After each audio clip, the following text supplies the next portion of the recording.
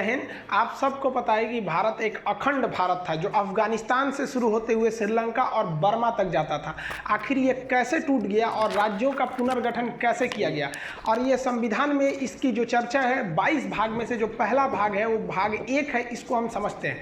देखिए, शासन चलाने के लिए, देश और राज्य का शासन कैसे चलेगा उसको चलाने के लिए जिस किताब का नाम है उसे कहते हैं भारतीय संविधान, जिसे हम पॉलिटी के अंतर्गत पढ़ते हैं। इस किताब में 22 लेसन है। इसके लेसन्स को हम भाग कहते हैं। आप कोई किताब पढ़िएगा तो उसमें लेसन आएंगे, तो इसमें 22 भाग है और उसमें कुछ टॉपिक बाई टॉपिक लिखे गए। जैसे आपके में तीर दे दे के लिखता है ना टॉपिक, उस टॉपिक्स को बोलते हैं अनुच्छेद। तो टोटल आर्टिकल यानी अनुच्छेद 395 है। अगर आप ABCD की बात नहीं करेंगे तो ABCD करेंगे तो ये 25 हो जाएगा। तो ABCD को हम कंसीडर नहीं, हम न्यूमेरिकल वैल्यू कंसीडर कर रहे हैं। अब एक चीज़ होती है आपकी IPC, ताजीराते हिंद दफ़ा 300, ऐसे सुने होंगे आप लोग, इसके बारे में अलग से वीडियो बनाए हुए हैं। IPC क्या कहता है कि पुलिस आपको किसी क्राइम के बाद कैसे लतियाएगी, इसकी चर्चा IPC में है। IPC के टॉपिक्स को हम लोग धारा या सेक्शन कहते हैं। पुलिस लतियाने के बाद कोर्ट में भेज देगी। अब जज साहब आपसे मतलब वो सवाल जवाब करेंगे, तो उसकी चर्चा CRPC में, क्रिमिनल प्रोसीजर कोड। तो इसके जो टॉपिक्स हैं उन्हें हम लोग सेक्शन या धारा कहते हैं। तो इस सब के बारे में हम एक अलग वीडियो बनाए हुए हैं। तो ये धारा वगैरह हो गई। अभी हमें समझना है वो पॉलिटी का भाग 1। 22 भाग में से पहला भाग तो अभी खत्म कर लीजिएगा, आपको खुद ही समझ में आ जाएगा ये पॉलिटी उतना टफ नहीं है जिन्हें अपना टफ बना दिया गया है। तो भाग 1 जो है, इसमें क्या एक ही भाग में क्या पूरे के पूरे 395 अनुच्छेद तो आएंगे नहीं, कुछ ही अनुच्छेद आएंगे भाग संख्या 1 में। तो भाग 1 में हम देखते हैं वो कि भाग 1 में जो अनुच्छेद आते हैं यानी टॉपिक आते हैं वो 1 से 4 तक आते हैं। यानी भाग 1 कंप्लीट कर लिए तो 1 से 4 तक आप समझ जाएंगे, और इसी को समझेंगे कि कैसे भारत टूटा, अखंड भारत से कैसे अफगानिस्तान टूटा, बर्मा टूटा, बांग्लादेश और पाकिस्तान कैसे सब अलग हो गए। इस जो भाग 1 का नाम है, एक्चुअली संविधान जो था ना वो इंग्लिश में लिखा गया था, बाद में उसे हिंदी में ट्रांसलेट किया गया था। तो भाग 1 का नाम है यूनियन एंड इट्स टेरिटरी। जो संघ है वो भारत का एक जो संघ है और उसका क्षेत्रफल कहाँ कहाँ तक है, राज्य क्षेत्र मतलब एरिया कहाँ कहाँ तक है जहाँ भारत के नियम लगेंगे। तो ये तो चैप्टर 1 की बात हो गई। अब इसमें क्या क्या लिखा गया है वो अनुच्छेद के हिसाब से। तो पहला अनुच्छेद यानी फर्स्ट आर्टिकल में क्या लिखा गया है, तो इसमें 3 बातें लिखी गई हैं। पहले आप नॉर्मली तीनों बातों को समझिए। अनुच्छेद 1 यानी आर्टिकल 1 में पहली बात जो लिखी गई है, भारत राज्यों का एक संघ है यानी यूनियन है। भारत, यहाँ पे ना इंडिया और भारत दोनों शब्द है। लिखा गया है कि इंडिया यानी भारत। तो सुप्रीम कोर्ट में भी यह पिटीशन किया गया था कि भारत का नाम इंडिया से हटाकर भारत कर दिया जाए, क्योंकि हर जगह भारत का प्रयोग होता है। हम कहते हैं भारत माता की जय, नहीं कहते हैं इंडिया माता की जय। हमें भारत रत्न दिया जाता है। राष्ट्रीय गान में भी जनगण मन अधिनायक जय है, भारत भाग्य विधाता। हर जगह ही आप जहां भी देखेंगे वो भारत ही प्रयोग ज्यादा होता है। तो सुप्रीम कोर्ट ने कहा कि यह फालतू का पिटीशन है। सुप्रीम कोर्ट ने कहा कि इसका कोई औचित्य नहीं है, क्योंकि संविधान में ऑलरेडी कह दिया गया इंडिया डेट इज भारत, तो दोनों ही नाम कंसीडर है आपके भारत के लिए। तो भारत जो है वो देश नहीं है, यहाँ क्या कहा गया है, यूनियन ऑफ स्टेट, राज्यों का एक संघ है। अब संघ और फेडरेशन में कुछ अंतर होते हैं, पहले उसे समझ जाइए। देखिए, हम लोग फेडरेशन में नहीं आते हैं, हम लोग आते हैं यूनियन में। 3 चीजें होती हैं, एक होता है कॉन्फेडरेशन, एक होता है फेडरल और एक होता है यूनियन। तो हम लोग आते हैं यूनियन में। कॉन्फेडरल उसे कहते हैं परिसंघ हिंदी में, जिसमें छोटे छोटे राज्य आपस में जुटकर और अपनी थोड़ी थोड़ी शक्तियां केंद्र सरकार को देकर एक देश का निर्माण करते हैं। यह परिसंघ बड़ी कमजोर होता है, इससे कोई भी देश आसानी से अलग हो जाते हैं। लेकिन फेडरल थोड़ा सा अलग होता है। फेडरल में राज्य मिलकर एक देश का निर्माण करते हैं और हर राज्य जो होते हैं वो अपनी कुछ शक्तियां देश को दे देते हैं और कहते हैं कि भाई साहब आप इन शक्तियों का प्रयोग करिए। लेकिन फेडरल और कॉन्फेडरल दोनों में देखिए, कॉन्फेडरल का ही थोड़ा सा सभ्य रूप, थोड़ा शक्तिशाली रूप फेडरल है। फेडरल में कोई भी राज्य उस देश से अलग हो सकता है और यूनियन एक ऐसा देश होता है जिसमें राज्य अलग नहीं हो सकते। तो मेन यही अंतर है कि फेडरेशन वह राज्य होता है जिसमें कोई भी राज्य अलग हो सकते हैं उस देश से। यूनियन एक ऐसा देश होता है जिसमें कोई अलग नहीं हो सकता। कॉन्फेडरल ऐसा होता है जिसमें जब मन तब अलग हो सकते हैं। तो भारत फेडरल नहीं है, भारत एक यूनियन है। यहाँ के कोई भी राज्य भारत से अलग नहीं हो सकते हैं। जम्मू कश्मीर एड़ी चोटी लगाते रह गया, उसे समझ में आ गया कि अलग होने वाले वाले नहीं है, चाहे वो 7 सिस्टर के लोग हो जाए, जो राज्य पहले थोड़ा सा मांग उठा था उन लोग का भी। तो यूनियन और फेडरेशन में यही अंतर होता है। अमेरिका देखेंगे तो अमेरिका एक फेडरेशन है और भारत एक यूनियन है। अमेरिका फेडरेशन इसलिए है कि इसके जो राज्य हैं एक समझौता करके एक देश का निर्माण किए हैं, अतः समझौता टूटा तो ये राज्य टूट जाएंगे। कई बार अमेरिका टूटा भी है। अभी जो 50 राज्य है ना, तो आप देखेंगे उन 50 राज्यों का संविधान अलग है, उन 50 राज्यों का झंडा अलग है, उन 50 राज्यों की नागरिकताएं अलग है। तो ये देखिए, हम यहाँ पे 50 राज्यों का झंडा लगा दिए, जैसे यहाँ पे अलास्का का है, एरिजोना का है, यहाँ पे कई राज्य हैं, इसके टेक्सास है, जॉर्जिया है, तो सब राज्यों का झंडा अलग है, करेंसी एक ही रहेगी, फ्लैग वगैरह अलग रहते हैं। तो ये फेडरेशन है। अगर कल को चाहता है फ्लोरिडा, जैसे ये फ्लोरिडा यहाँ राज्य है, इसका झंडा इस टाइप का है, चाहेगा कि अमेरिका से अलग हो जाए तो समझौता तोड़ के अलग हो सकता है फेडरेशन। लेकिन ये फेडरेशन पढ़े लिखे लोगों में सफल होता है, अनपढ़ लोगों में ये फेडरेशन सफल नहीं हो पाएगा। तो भारत ने देखा कि अगर हम फेडरेशन बनाएंगे, भारत को संविधान वालों ने देखा तो यहाँ 75 भाषाएं बोली जाती हैं, अलग अलग रहन सहन है। उत्तर भारत में लुंगी का प्रचलन नहीं है, दक्षिण भारत में लुंगी एक महत्वपूर्ण प्रावधान उन लोग का होता है, कपड़े में गिना जाता है, जबकि उत्तर भारत राजस्थान में देखेंगे तो पगड़ी है, पंजाब का अलग है। तो उन्होंने देखा कि भाई अगर हमने फेडरेशन बना दिया तो आगे चल के ये अलग हो जाएंगे, इसलिए भारत ने फेडरेशन न चुन के भारत ने यूनियन बनाया। यूनियन को भी हिंदी में संघ कहते हैं, फेडरेशन को भी हिंदी में संघ कहते हैं। इसलिए अगर आपसे क्वेश्चन पूछेगा भारत राज्यों का क्या है, तो ऑप्शन डी पे लिखा होता है संघ, उसे मत मारिएगा। ऑप्शन बी पर लिखा जाता है यूनियन, तो उसे मारिएगा, क्योंकि संघ की तो दो इंग्लिशें होती हैं, फेडरेशन भी होता है, यूनियन भी होता है। लेकिन भारत में एक एक्सेप्शन था, अब नहीं है। जैसे जम्मू कश्मीर भारत में था, लेकिन उसका संविधान था, उसका अलग एक झंडा था, उसकी अलग एक नागरिकता थी जो 370 के तहत थी। वो एक अलग टॉपिक है, उसमें समझा देंगे आपको कैसे हटाया गया था। ये जम्मू कश्मीर का झंडा था, अब जम्मू कश्मीर का झंडा खत्म हो गया, अब पूरे भारत में हो गया। तो अब भारत पूर्णतः यूनियन हो चुका है, यहाँ के कोई राज्य अलग नहीं हो सकते, ये अलग हो सकते हैं। और ये शुरू में तो और कमजोर था यहाँ का नियम कानून, तो वो कॉन्फेडरल था। कॉन्फेडरल फेडरल से ही कमजोर होता है। आप एक ऐसे एग्जाम्पल में समझिए, हम एक दीवार बना रहे हैं, नॉर्मली ईंटा साज दिए, यहाँ कोई सीमेंट का प्रयोग नहीं किए, तो सबसे कमजोर दीवार होगी। जब मन तब कोई ईंटा खींच सकते हैं, यानी एक इसको देश समझिए तो ईंटे को राज्य समझिए, आराम से निकल जाएगा। तो ये कॉन्फेडरल है, परिसंघ है, ये सबसे कमजोर होता है। अभी ये दुनिया में कहीं नहीं देखने को मिलता है। लेकिन इसी ईंट के बीच में अगर हम सीमेंट लगा के जोड़ दें तो ऐसी दीवार बन जाएगी, तो ये हो जाता है फेडरल यानी संघ, जो अमेरिका है। लेकिन अगर छीनी हथौड़ी से आप थोड़ा सा ठोक ठाक करिएगा तो ये आराम से टूट सकता है। अतः फेडरल में अगर समझौता टूटा तो राज्य टूट जाएंगे। लेकिन अगर इसी राज्य ये ईंट के ऊपर प्लास्टर कर देंगे इस तरह से, अब भाई साहब ईंट से जुड़ा हुआ है, बाहर एक प्लास्टर है, तो वो प्लास्टर भी हो गया, अब तो निकल ही नहीं सकता है। तो सबसे मजबूत जो होता है वो यूनियन होता है। तो भारत यूनियन है, लेकिन हिंदी दोनों का एक ही हो जाता है, संघ, इसलिए कंफ्यूजन नहीं होंगे। तो भारत के जितने राज्य हैं, जो लोग मतलब अब तो कोई भी राज्य ऐसा नहीं कहता कि भारत से टूटेंगे, वो कश्मीर का था मैटर, वो तो सॉल्व हो गया। तो भारत राज्यों का एक संघ है, ये चीज आप समझ में आ गया। हम लोग यहाँ पर आते हैं यूनियन में। दूसरा, इसी आर्टिकल 1 में बोला गया है कि भारत में जो राज्य हैं वो हमको कैसे पता चलेगा कि भैया कौन कौन राज्य है। मान लीजिए विवाद हो गया कि बिहार भारत का राज्य है कि नहीं है, तो कहीं ना कहीं एक लिखा हुआ होना चाहिए कि नहीं होना चाहिए। तो आर्टिकल 1 में वो लिखा ही नहीं है कि बिहार भारत का राज्य है, बल्कि वो एक इशारा कर दिया है कि राज्यों को पहली अनुसूची में रखा गया है। अनुसूची क्या होती है? एक अलग से एक टॉपिक बना दिया गया है। जैसे ये भारत का संविधान है, इतना मोटा नहीं है, ये बाइलिंगुअल है, एक और इंग्लिश लिखा है, एक और हिंदी लिखा है, इसलिए मोटा लग रहा होगा। इसका आधा है, इतना ही है संविधान, आप पढ़ लेंगे समझ में आ जाएगा।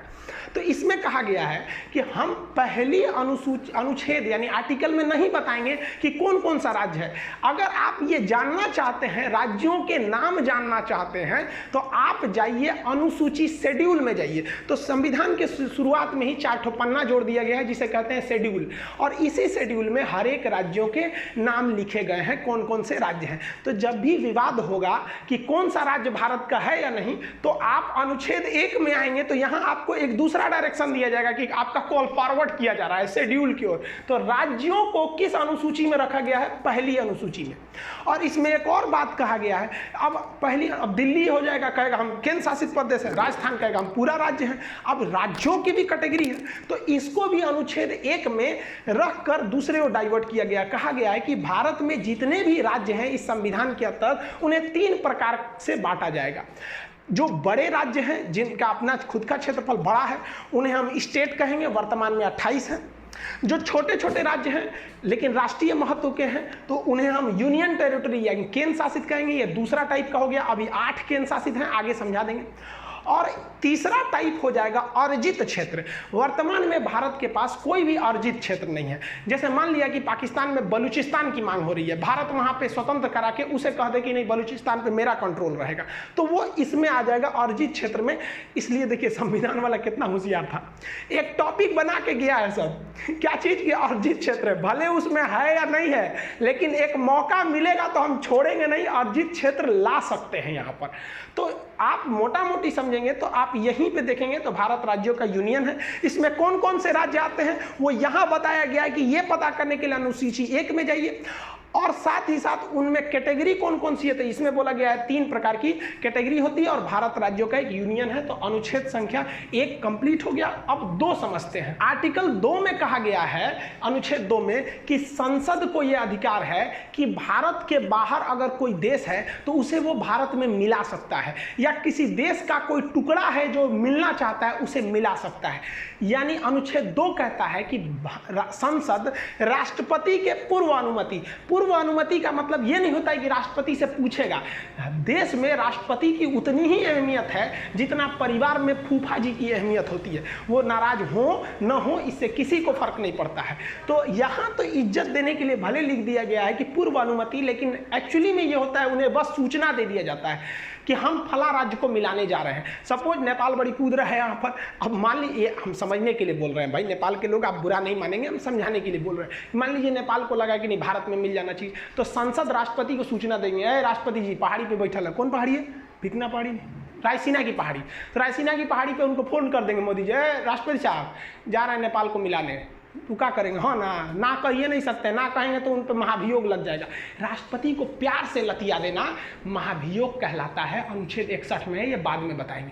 तो राष्ट्रपति को सूचना दे दिया जाता है कि हम जा रहे हैं करने के लिए, और उसके बाद संसद उसे आराम से मिला देती है। और ऐसा किया भी गया है। 16 मई 1975 को सिक्किम जो था, ये सिक्किम हम लोग का था ही नहीं, ये एक दूसरा देश था। सिक्किम स्वतंत्र था, इसके ऊपर था तिब्बत। चाइना ने तिब्बत पर कब्जा कर लिया 1959 में, और यहाँ के लोगों को इतना कूचा, और परिवार में 4 आदमी है ना, तो एक को उधर भेज दिया, एक को इधर छितार दिया यहाँ पर। और तिब्बत के लोगों की कमी हो गई, तो तिब्बत से कभी मांग ही नहीं उठती है स्वतंत्र करो हमें। तो सिक्किम देखा कि ससुरा हमरो कब्जा कर लेगा, हम तो अपने इतनी चुकी हैं, और हमको मारेगा तो खत्म हो जाएंगे। तो भारत से कहा कि हम आप में मिल जाते हैं, लेकिन आप ऐसा तो नहीं कीजिएगा कि हमारे 4 आदमी के परिवार है तो एगो को केरला भेज दीजिए, एक को राजस्थान, 2 को अंडमान भेज दीजिए। तो भारत ने कहा कि देखिए भाई, हम वसुधैव कुटुंबकम के रहने वाले, यदि आप हमारे में मिलेंगे तो आपको वो सारे अधिकार दिए जाएंगे जो भारत के अन्य जितने राज्य हैं उन्हें ये अधिकार प्राप्त हैं। तो इस प्रकार सिक्किम राजी हो गया। तो 16 मई 1975 को सिक्किम भारत का 22वां राज्य बन गया। समझ में आ गया कि नहीं आ गया? लेकिन सिक्किम डायरेक्ट नहीं बना था, सिक्किम उसके लिए कुछ काम किया था। पहले वो ट्राई किया था कि भारत में हमें रहना ठीक है कि नहीं। तो इसके लिए संविधान में 35वां संशोधन किया गया 1974 में, और सिक्किम को एक सह राज्य बनाया गया कि वो ना मेरा राज्य है ना पड़ोसी है, वो विदेशी है लेकिन हमारी तरह एकदम सह राज्य, मतलब एक साथ को स्टेट की तरह व्यवहार करेगा। और इसके लिए संविधान में एक स्पेशल अनुच्छेद जोड़ा गया था, अनुच्छेद 2 का ए। लेकिन बाद में सिक्किम के लोगों को लगा कि नहीं, ये तो भारत एकदम हमारी तरह है। तो सिक्किम को अगला संशोधन करके 36वां संशोधन 1975 में करके सिक्किम को भारत का 22वां राज्य बना दिया गया। आज सिक्किम के लोगों, हम सब सिक्किम के लोग भी को पता है कि उनके साथ कोई भेदभाव नहीं किया जाता है। हम लोग भी जब इलाहाबाद में पढ़ते थे तो 1-2 दोस्त हम लोग के थे सिक्किम के, कोई भेदभाव नहीं किया जाता। वो लोग भी एकदम भारत को अपना समर्पित रहते हैं। ये भारत है, यहाँ जो आएगा वो इस जमीन को चूमेगा। जो यहाँ आया वो इस सौभाग्य हम लोग का, जो इस पावन धरती पर हम लोगों ने जन्म लिया। तो सिक्किम भारत का 22वां राज्य बन गया। तो अनुच्छेद 2 क्या कह रहा है? विदेशी राज्य को भारत में मिला लो। अब अनुच्छेद 3 क्या कहता है? भाई, एक तो कह दिया भारत राज्यों का यूनियन है, 2 कह दिया विदेशी को मिला लो। और अनुच्छेद 3 कहता है कि संसद वर्तमान में भारत में जितने राज्य हैं उनमें तोड़-फोड़ कर सकता है। यानी किसी राज्य का नाम बदल सकता है। कभी देखिए ना, कलिंग से हो गया उत्कल, उड़ीसा, ओडिशा, कई बार नाम चेंज होता है। हो जाते हैं, सबकी अक्सर नाम चेंज हो जाते हैं। उत्तर प्रदेश का पहला नाम था यूनाइटेड प्रोविजन, मध्य प्रदेश को सेंट्रल प्रोविजन। तो संसद किसी भी राज्यों के नाम बदल सकती है, उन्हें सीमा बदल सकती है, यानी यूपी से कुछ काट के मध्य प्रदेश को दे सकती है, बिहार से कुछ काट के बंगाल को दे सकती है। तो सीमा भी बदल सकती है, नाम भी बदल सकती है, और बिना उस राज्य के सहमति, तुम घुसियाए हो चाहे कुछ किए हो, इससे मतलब नहीं है। संसद केवल एक फॉर्मेलिटी निभा देती है कि राष्ट्रपति के पूर्व अनुमति से, राष्ट्रपति से कहती है सुनिए राष्ट्रपति साहब, आप राज्यवा को फोन कर दीजिए तो कि हम थोड़ा तोड़ने जा रहे हैं, याद करिए तेलंगाना के लोग। राष्ट्रपति ने आंध्र प्रदेश से कहा था कि हम आपको तोड़ना चाहते हैं तेलंगाना में 2 भाग में। आंध्र प्रदेश के लोगों ने, वहां की असेंबली ने इसका पूरा विरोध किया था। असेंबली से पास नहीं हुआ था कि हमें तोड़ा जाए, लेकिन 2014 में चूंकि इलेक्शन थे और डिमांड था वहां पर, तो इसलिए वो राज्य तुम जाओ उससे कोई मतलब नहीं है, ये यूनियन है, यूनियन में केंद्र को ज्यादा शक्ति है। और संसद ने साधारण बहुमत यानी 50% से पास कर दिया कि आंध्र प्रदेश को तोड़ा जाएगा। आंध्र प्रदेश टूट गया। तेलंगाना में आंध्र प्रदेश के लोग चिल्लाते रह गए, काहे तोड़ा, तेलंगाना टूट के अलग हो गया। तो अनुच्छेद 2 कहता है कि विदेशी को मिलाइए, और 3 कहता है जो मिलल है तोने को घोर घार के थूर थार के जैसे करना है करिए, बिना उस राज्य की अनुमति के। इसके कुछ छोटे छोटे एग्जाम्पल देखिए। मध्य प्रदेश से तोड़ दिया गया छत्तीसगढ़ को 1 नवंबर सन 2000 को। उत्तर प्रदेश से तोड़ दिया गया उत्तराखंड को 9 नवंबर सन 2000 को, और बिहार से तोड़ दिया गया झारखंड को सन 15 नवंबर सन 2000 को। और जम्मू कश्मीर के लोग चिल्ला रहे थे 370। अरे भाई साहब, आप पढ़े, क्लास काहे नहीं किए? असल में उस समय हम यूट्यूब पर क्लास नहीं लेते थे। अगर यूट्यूब पर क्लास लेते ना तो उन लोग को पता रहता कि भाई साहब इतना मत कूदो, क्योंकि अनुच्छेद 3 कहता है कि बिना राज्य की अनुमति है तुमको तोड़ देंगे। तो जम्मू कश्मीर के लोग जो कहते थे कि हम अपना देश बनाएंगे, अरे भाई साहब अब तो आप राज्य भी नहीं रहे, केंद्र शासित हो गए। यही हो गया भाई साहब। हिटलर ने भी क्या कहा था कि जनता को इतना न चूस दो कि जिंदा रहने को ही वो अपने लिए विकास समझे। बस यही हुआ। जम्मू कश्मीर के लोग कहते थे कि हम देश बनाएंगे, मोदी जी ने ऐसा न काम किया, उनको राज्य भी नहीं छोड़ा। तो आज लोग कहते हैं नहीं, हम देश अब छोड़े, अब हमको कम से कम राज्य बना दीजिए। अरे बाप रे भाई, मैं मोदी बैठल है। जो व्यक्ति पत्नी से नहीं डरा ना, दुनिया में किसी से नहीं डरेगा। देखिए अब इसी में ना एक और विवाद चालू हुआ था, आपको पता होगा बेरूबरी यूनियन केस 1960 में क्या हुआ था।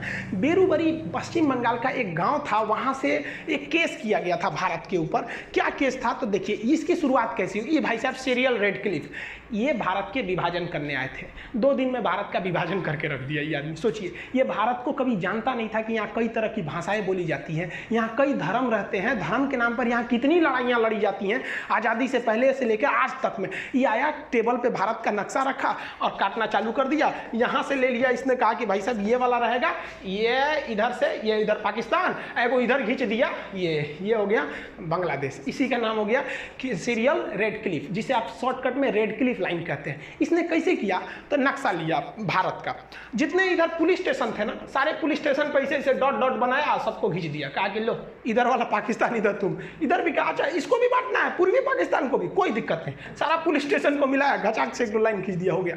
पता चला किसी का घर इंडिया में रह गया, खेत बांग्लादेश में चल गया, किसी का दुआरा इंडिया में है, आंगना चल गया बांग्लादेश में। अजब अजब कांड करके चल गया। अरे भाई इनका अपना रहता तब ना समझ में आता, यही कांड हो गया। इसमें सबसे फेमस हो गया बेरूबरी। बेरूबरी क्या था तो वो भारत में था, यहाँ बांग्लादेश में था, यहाँ पर भारत में। लेकिन इसको ना रियल में जाना चाहिए था बांग्लादेश में, क्योंकि यहाँ सारे लोग मुस्लिम थे, लगभग 90% से ज़्यादा लोग मुस्लिम थे। और बांग्लादेश में भी कुछ ऐसे जगह थे जहाँ पर 90% से ज़्यादा लोग हिंदू थे। इन्हें आना चाहिए हिंदुस्तान में और इस जमीन को जाना चाहिए बांग्लादेश में, ये होना चाहिए। तो भारत ने सोचा कि एक काम करते हैं, बदला बदली कर देते हैं। कहते हैं कि भाई वो मेरी ज़मीन है, तुम रख लो और वहाँ के लोग को यहाँ भेज दो। ये तुम्हारी ज़मीन है बांग्लादेश, इसे हम रख लेते हैं, यहाँ के लोगों को तुम रख लेते हो। तो कितना अच्छा था। लेकिन जब ये मामला गया तो सुप्रीम कोर्ट में नेहरू जी ने, उस समय नेहरू जी प्रधानमंत्री थे, उन्होंने सोचा कि आराम से करा लेंगे। खान सर तो बताइए किए हैं कि संसद कुछ भी कर सकती है, राज्यों के नाम परिवर्तन सीमा कर सकती है।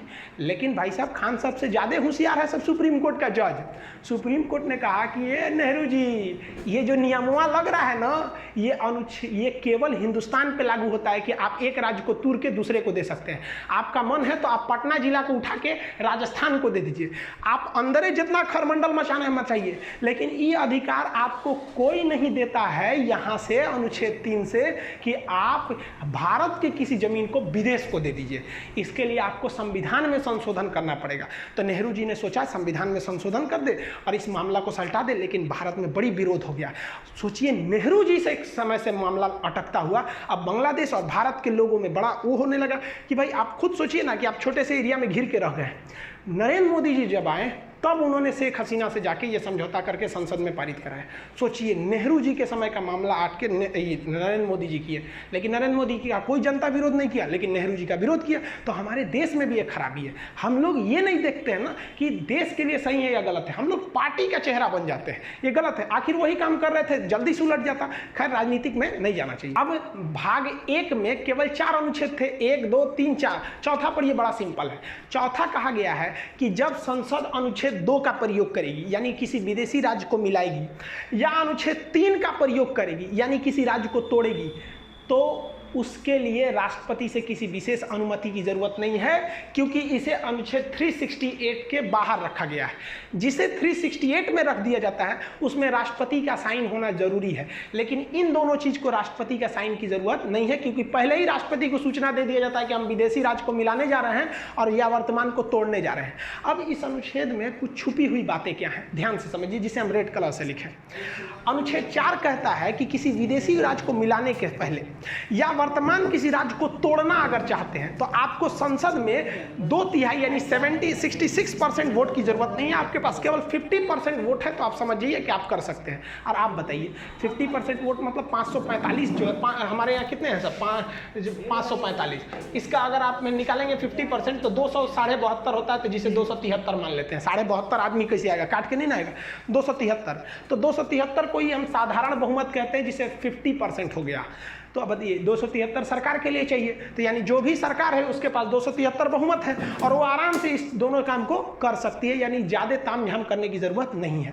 दूसरा इसमें छुपी हुई बात क्या है कि ये विधेयक यानी 2 और 3 का प्रयोग करते पहले, यानी विदेशी राज्य को मिलाने और वर्तमान राज्य को तोड़ने से पहले ही हम राष्ट्रपति को सूचना दे देते हैं कि हम ये करने जा रहे हैं। इसलिए राष्ट्रपति को ये अधिकार ही नहीं है कि राष्ट्रपति उसको लौटाए कि आपने ऐसा क्यों किया, भाई हम तो पहले ही आपको सूचना दे दिए थे। इसलिए राष्ट्रपति इस पर साइन करने के लिए बाध्य है। बाध्य बनाने के लिए इसे 368 के बाहर रखा गया है। और इस अनुच्छेद की और छुपी हुई बात क्या है कि हमारे संविधान में एक अनुसूचियां हैं, कई 12 अनुसूचियां हैं। उस अनुसूची में 1 में लिखा गया है कौन कौन सा राज्य है। अब एक बात बताइए, आप किसी विदेशी राज्य को मिला लिए या किसी राज्य को तोड़ दिए, तो अनुसूची 1 में भी तो जाके वहाँ चेंजिंग करना पड़ेगा ना कि भैया हमने ये वाला राज्य मिला दिया या ये वाला राज्य तोड़ दिया। तो अनुसूची 1 में भी आपको चेंजिंग करना पड़ेगा इसी के साथ, उसमें भी राष्ट्रपति टोक टाक नहीं करेंगे। और अनुसूची 4 जो है उसमें लिखा गया है कि किस राज्य से कितने सांसद उठेंगे राज्यसभा के लिए। तो भाई आपने तोड़ दिया या मिला दिया तो जेन्युइन है, कुछ चेंज हो जाएगा। तो साथ ही साथ आपको अनुसूची 4 में भी चेंजिंग करना पड़ेगा और उसमें भी आपको कोई रोक टोक नहीं करेगा। ये संविधान का था आपका भाग संख्या 1। तो संविधान का भाग 1 अनुच्छेद 1 से 4 तक चालू होता है, जो कंप्लीट हो गया। 1 कहता है भारत राज्यों का यूनियन है, 2 कहता है विदेशी को मिलाओ। देखो संविधान वाला कितना होशियार था। पहले कहा कि विदेशी को मिला लो 2 में, और उसके बाद कहा अब मिल गया ना, अब जो वर्तमान में अब आ गया इसको कूच काच करके कुछ भी करते रहो, कोई दिक्कत नहीं है।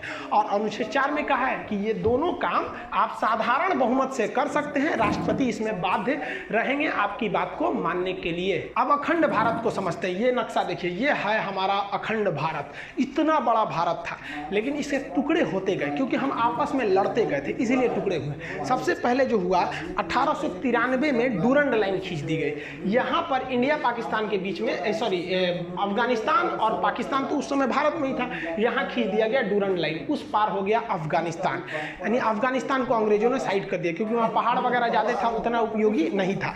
तो ये हो गया डूरंड लाइन। ये वर्तमान में अलग करती है अफगानिस्तान और पाकिस्तान को। लेकिन जब ये खींचा गया था तो ये अफगानिस्तान और भारत की सीमा बनाती थी। एक डूरंड कप भी होता है, एक मैच जो फुटबॉल से संबंधित होता है, अक्सर क्वेश्चन पूछता है। तो ये अखंड भारत का पहला टुकड़ा। अखंड भारत का दूसरा टुकड़ा हो गया 1935 में। 1935 में यहाँ से म्यांमार जो उस समय उसका नाम था बर्मा था, ये अलग हो गया यहाँ से। और इस साइड से ये देखिए ये पाकिस्तान अलग हो गया। अब पाकिस्तान का विभाजन इस आधार पर हुआ था कि जिधर मुस्लिमों की संख्या ज़्यादा है उसे पाकिस्तान बना दिया जाए। तो इधर भी मुस्लिम ज़्यादा थे तो ये हो गया पश्चिमी पाकिस्तान और ये हो गया पूर्वी पाकिस्तान, जो आगे जाकर बांग्लादेश हो गया। इस पर एक अलग वीडियो बना दिए हैं, बांग्लादेश कैसे अलग हुआ था। अब बच गया हिंदुस्तान, इतना बढ़ गया। अब ये हो गया आपका सीरियल रेड क्लिप रेखा जो भारत पाकिस्तान को विभाजन करती है। और भारत बांग्लादेश के बीच जो है बॉर्डर, उसे हम लोग जीरो लाइन के नाम से जानते हैं। भारत को जब आज़ादी मिली तो भारत का निर्माण करना इतना आसान नहीं था और वल्लभ भाई पटेल को कोई ऐसे ही लौह पुरुष नहीं कहता है। ये भारत का नक्शा देखिए, यहाँ जो आप रेड कलर वाला एरिया देख रहे हैं केवल वहीं पर अंग्रेज शासन करते थे, जबकि पीले वाले एरिया में भारतीय राजाओं का शासन था जो अंग्रेजों के चमचे बने हुए घूम रहे थे। तो अंग्रेजों के जो चमचे बने के घूम रहे थे तो उन्हें हम लोग देसी रियासत कहते थे। तो जब देश आज़ाद हुआ तो भारत में कई देसी रियासत थे। तो अंग्रेजों ने कहा कि देखिए भाई साहब, ये जो मेरा ब्रिटिश वाला एरिया है हम तो आपको दे ही देंगे, लेकिन उन्होंने इस पीले वाले क्षेत्र से कहा कि आप या तो पाकिस्तान में मिल जाइए या तो भारत में मिल जाइए। आपका मन तो आप स्वतंत्र राज्य भी बना सकते हैं, एक देश भी बना सकते हैं।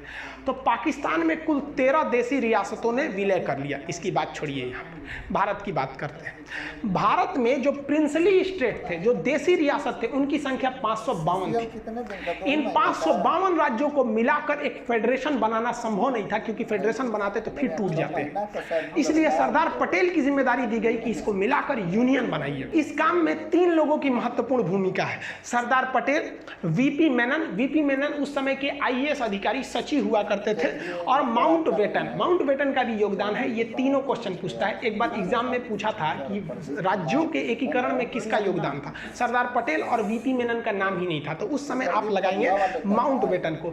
इन तीनों लोगों की ने मिलकर 552 राज्यों को आपस में मिला दिया। लेकिन 3 राज्य ससुरे बड़ी मनबड़ था सब। अब वो 3 राज्य कौन कौन से? तो भाई एक हैदराबाद, यहाँ देखिए ये जो देख रहे हैं ना, ये पहले एक स्टेट हुआ करता था हैदराबाद। आज भले एक शहर है, एक स्टेट हुआ करता था। हैदराबाद के राजा का अलग ही डिमांड था, उनको अलग राज्य चाहिए था। अरे भाई साहब, भाई ये अलग देश कहाँ बनाएंगे बिचुआ में से, यहाँ से अलग देश के लिए। लेकिन यहाँ पर अराजकता फैल गई, मारपीट बहुत होने लगा। तो सरदार पटेल ने चारों ओर से पुलिस भेज दिया। चारों ओर से वो आर्मी थी, पुलिस की वर्दी में गई थी, जिसका नाम दिया गया ऑपरेशन पोलो। ऑपरेशन पोलो के तहत हैदराबाद को भारत में मिला दिया गया। इनके स्वतंत्र देश का सपना हमेशा के लिए टूट गया यहाँ पर। तो ये ऑपरेशन पोलो सफल हुआ। दूसरा ये वाला राज्य था जूनागढ़। जूनागढ़ क्या था कि जूनागढ़ की जनसंख्या जो थी, अधिकतर जनसंख्या हिंदू थी, लेकिन वहाँ के राजा जो थे वो मुस्लिम थे। तो जूनागढ़ ने कहा कि नहीं भाई, हम पाकिस्तान में जाना चाहते हैं। अरे भाई साहब, तू यहाँ से पाकिस्तान में कैसे जाएगा? तो सरदार पटेल ने जूनागढ़ में रेफरेंडम करा दिया, जनमत संग्रह। वहाँ के लोगों से पूछा आप कहाँ रहना चाहते हैं। ज़्यादातर लोगों ने कहा हिंदुस्तान में रहना चाहते हैं। बस जैसे हिंदुस्तान में रहना चाहते हैं, ये वाला भी मैटर सॉल्व हो गया। लेकिन अलग मैटर हो गया जम्मू कश्मीर के साथ। जम्मू कश्मीर की सिचुएशन थोड़ी अलग थी। यहाँ जनता ज़्यादातर मुस्लिम थी, लेकिन राजा हिंदू थे, राजा हरि सिंह। और राजा हरि सिंह ने अलग टाइप का डिसीजन ले लिया। उन्होंने कहा कि ना हम भारत में मिलेंगे और ना ही हम पाकिस्तान में मिलेंगे, हम एक अलग देश बनाएंगे। तो अंग्रेजों ने तो खुली छूट दी थी कि भाई जिन्हें अपना देश बनाना है बना ले। तो भारत ने कुछ नहीं किया। और लेकिन पाकिस्तान ने ना वहाँ से दगाबाजी किया। पाकिस्तान आतंकवादियों को घुसा लिया इस एरिया में, धड़ाधड़ यहाँ आतंकवादियों का पूरा घुस गया सब। इतना एरिया में आतंकवादी पूरा घुस गए थे सब। अब राजा हरि सिंह को लग गया कि अगर हम अपना देश बनाने के लिए चलेंगे ना तो मेरा परिवार भी नहीं बचेगा। तो भागे भागे आए नेहरू जी के पास, है नेहरू जी बचा लीजिए, हमको पाकिस्तान मार रहा है। तो नेहरू जी कहा हाँ एकदम बचा लेंगे हम। सरदार पटेल जी देखिए तो बचाइए इनको। तो सरदार पटेल कहे छोड़ दीजिए ओकरा, बड़का होशियार बनते थे, अलगे देश बनाएंगे, जो देश बनाओ, हमरा कौन चीज घटा लेके हम तोरा बचाने आएंगे, काय लिए बचाएंगे। तो हरि सिंह ने कहा कि महाराज पटेल जी बचा लीजिए। तो सरदार पटेल ने कहा कि 21 शर्त पे बचेबो, पहले तुम साइन करो किस पर, एनेक्सेशन पर। तो उसने साइन किया इंस्ट्रूमेंटल ऑफ एक्सेशन, मतलब विलय पत्र पर साइन किया 26 अक्टूबर 1947 को कि हम अब भारत में मिल रहे हैं। तो सरदार पटेल ने कहा इन होशियारी हुआ, अब हम सेना भेजते हैं। तब यहाँ से भारत में सेना भेजा गया और भारत की सेना उनको खदेड़ दिया यहाँ पर। और भारतीय सेना उस समय बहुत ही बहादुरी से लड़ी थी, और वो क्योंकि अंग्रेज हमें अंधेरी गली के मुहाने पे छोड़ के चले गए थे और स्टार्टिंग में युद्ध झेलना पड़ गया था। और इस वक्त में नौशेरा में पाकिस्तानी फौज बहुत बहादुरी से लड़ रही थी, वो सब बहुत खतरनाक लड़ रहे थे। तो भारत के ब्रिगेडियर थे उस समय ब्रिगेडियर उस्मानी। ब्रिगेडियर उस्मानी ने कहा कि जब तक हम पाकिस्तानियों को खदेड़ नहीं देते तब तक हम जमीन पे सोएंगे, इसलिए उन्हें नौशेरा का शेर कहा जाता था। और इनके बदौलत बहुत पूरे भारतीय सैनिक की बहादुरी के बदौलत यहाँ लड़े, और यही वाला एरिया जब तक भारतीय सेना पहुंचे पाकिस्तान कब्जा कर चुका था, जिसे आज भी हम पीओके के नाम से जानते हैं। और यही सीज फायर बन गया और कश्मीर भी भारत का एक अंग बन गया। सरदार पटेल, वीपी मेनन और लॉर्ड माउंटबेटन ने मिलकर 552 देसी रियासतों को तो मिला दिया, लेकिन चौपट कर दिया कब? जब भारत का संविधान लागू हुआ 1950। 1950 में भारतीय राज्यों को 4 कैटेगरी में बांट दिया गया, इस टाइप में बांटा गया, ABCD टाइप में बांट दिया गया। ए में किसे रखा गया? वह एरिया जहां पर अंग्रेजों का शासन था। बी में रखा गया वह एरिया जहां देसी रियासतों का शासन था। सी में रखा गया वह एरिया जहां वह बड़े शहर जहां अंग्रेज न केवल उस शहर पर कब्जा कर रहे थे, जैसे अजमेर के अगल बगल में नहीं किए थे, मेन सिटी अजमेर, भोपाल, इस सब टाइप में, तो उसे कमिश्नरी स्टेट कहा गया, उसे सी टाइप में रखा गया। और डी में तो यूनियन टेरिटरी, जिसमें केवल आपका अंडमान निकोबार था। तो इस तरह से भारत थे साहब। अजी बताइए नहीं, इस तरह से भारत का नक्शा था। देखिए ना, ये अजमेर अलग है, भोपाल अलग है, इस टाइप का। मैसूर में अलग था, कमिश्नर का शासन चल रहा था, अलग अलग टाइप का था भाई, प्रिंसरी स्टेट वगैरह थे। तो अब क्या किया जाए प्रिंसरी स्टेट में? अब इसका शासन करने में बड़ा दिक्कत होता था, तो इसको बेहतरीन ढंग से बनाने के लिए कई कमिटीज़ का गठन किया गया, जिसमें सबसे पहली कमेटी थी इलाहाबाद हाई कोर्ट के जज एस.के. धर कमीशन, जिसे एस.के. धर आयोग कहते हैं, 1948 में बैठी थी। इनसे कहा गया क्यों ना हम भाषा के आधार पर राज्य बना दे, कि जहाँ पंजाबी भाषा बोली जा रही है पंजाब, जहाँ कन्नड़ बोली जा रही है कर्नाटक, इस तरह से जहाँ गुजराती है तो उसे गुजरात। तो एस.के. धर ने कहा कि ये सरासर गलत होगा।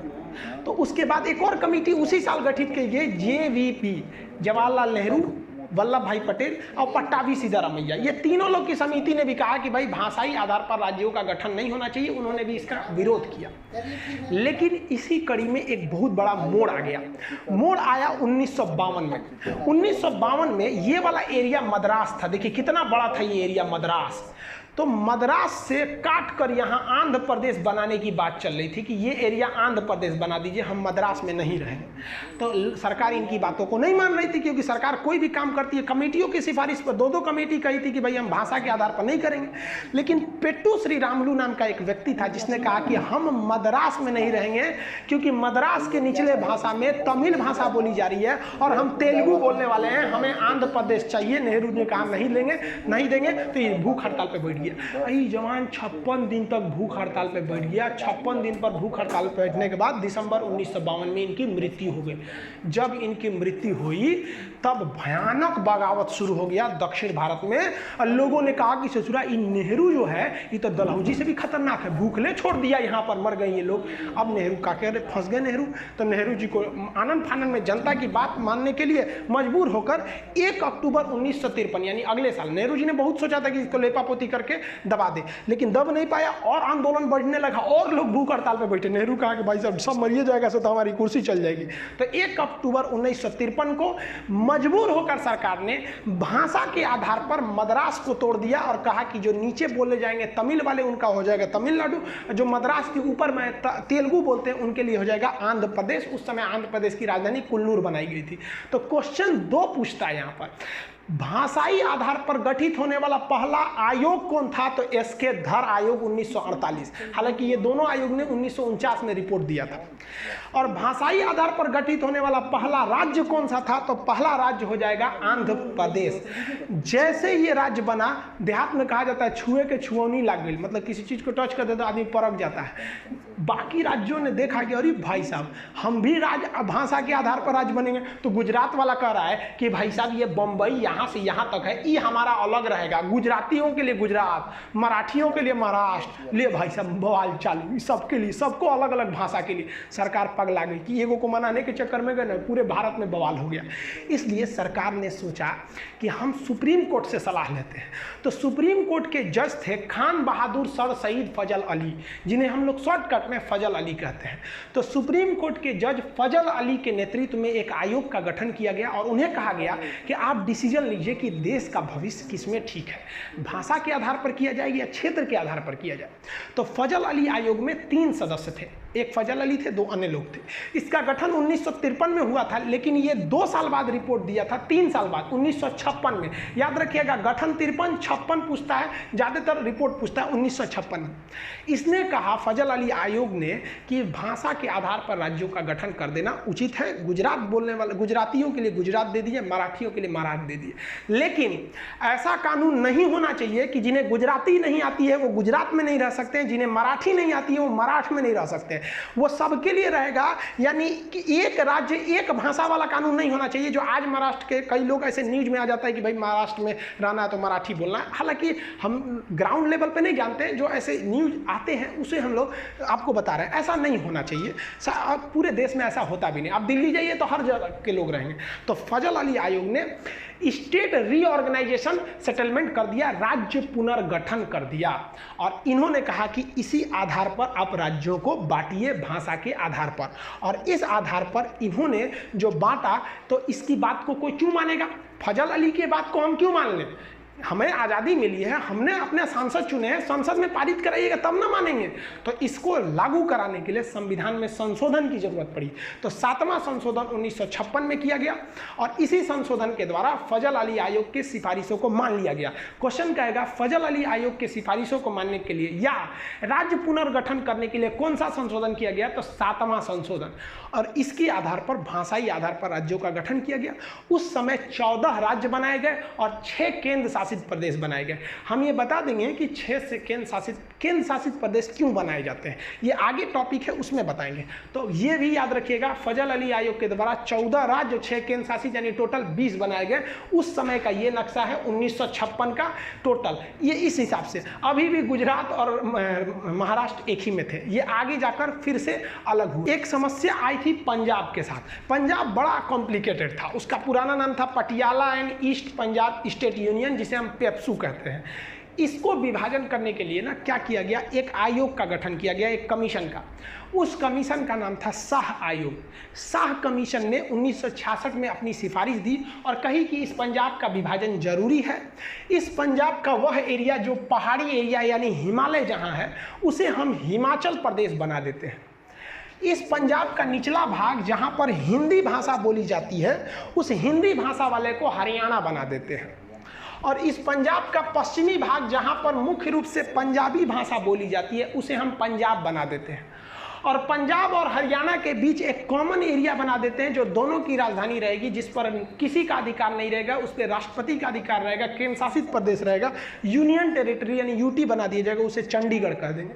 तो जिसे आप पेप्सू देख रहे थे वो 4 भाग में टूट गया। तो पंजाब राज्य का पुनर्गठन किया गया था शाह आयोग के सिफारिश पर। इस प्रकार भारत का एक विशाल साम्राज्य जो अखंड भारत के नाम से जाना जाता था, वो सिमट कर इतने में रह गया जिसमें 28 राज्य बचे। पहले 29 राज्य थे, तो जम्मू कश्मीर से राज्य की दर्जा छीन ली गई, तो राज्य बच गए 28। 9 केंद्र शासित हो गए। पहले केंद्र शासित कितने थे? 7, लेकिन जम्मू अलग और लद्दाख अलग, 2 केंद्र शासित बन गए, तो 7 2 9 हो गए। लेकिन एक डिसीजन लिया गया कि दादरा नागर हवेली और दमन दीव, ये 2 अलग अलग हैं, इन्हें एक में केंद्र शासित बना दिया जाएगा। इस प्रकार केंद्र शासित की वर्तमान संख्या 8 हो गई है और स्टेट्स की संख्या अभी 28 है। आप जनरली थोड़ा सा समझिए केंद्र शासित क्यों बनाए जाते हैं। वैसा राज्य जो बहुत छोटा है और उसकी संस्कृति अलग है और उसे राष्ट्रीय हित में रखना है, वरना वो अलग भी हो सकते हैं, जैसे अंडमान निकोबार। आप बताइए, अगर यहाँ कोई मुख्यमंत्री का शासन दे देते हैं तो हो सकता है कि विदेशी शक्तियाँ, चाइना, इन्हें अपने प्रभाव में मिला के, और केंद्र सरकार को दिल्ली में जब तक पता चले यहाँ सेना बुला के इसे अलग कर सकती। इसलिए सरकार ने इसे केंद्र शासित बना दिया कि यहाँ मुख्यमंत्री रहेगा नहीं, सीधे यहाँ क्या हो रहा है ये दिल्ली डिसाइड करेगी। जैसे यहाँ लक्षद्वीप पाकिस्तान इधर से आके भी मिला सकता है, मुख्यमंत्री को पैसा वैसा दे देगा, कहे कि तुमको और कर देंगे, भाई कुछ भी हो सकता है। इसलिए कहा गया भाई साहब यहाँ तुम ताम झाम करबे नहीं करो, यहाँ का सारा डिसीजन दिल्ली लेगा। ऐसे ही पाकिस्तान यहाँ पे कर रहा था जम्मू कश्मीर में, मोदी जी ने कहा कि एक काम करे भाई, तुम राज्य रहबे नहीं करेगा, मुख्यमंत्री वगैरह नहीं रहोगे यहाँ पर। मुख्यमंत्री क्यों बनाए जाते हैं, वहाँ विधानसभा होती है। तो कह दिया भाई यहाँ का सारा शासन दिल्ली देखेगा, और यहाँ पर एक ठो असेंबली बना दी गई जिसमें मुख्यमंत्री, जैसे केंद्र शासित के मुख्यमंत्री के पास ज़्यादा पावर नहीं रहता है, सारा डिसीजन दिल्ली से लिया जाता है। तो राष्ट्रीय महत्व का होनी चाहिए, संस्कृति अलग होनी चाहिए, देश की मुख्य भूमि से दूर होना चाहिए। कई रीजन है जिसे बनाए जाते हैं, इसके लिए संविधान में अलग प्रावधान है। कौन सा राज्य कब बना, यहाँ पर हम सबका डेट बाई डेट यहाँ लिख दिए हैं। आप इसका स्क्रीनशॉट लेना चाहें तो ले सकते हैं। इसका PDF वगैरह एप्लीकेशन में है। जब तक आप इसी पे क्लास रेगुलर देखिए। आज संविधान का आपने एक भाग को खत्म कर दिया। अभी संविधान में टोटल 22 भाग थे, एक खत्म हो गया, 21 बचा। आई होप आप ये सब चीज़ों को समझ गए होंगे। मिलेंगे नेक्स्ट वीडियो में, तब तक के लिए जय हिंद।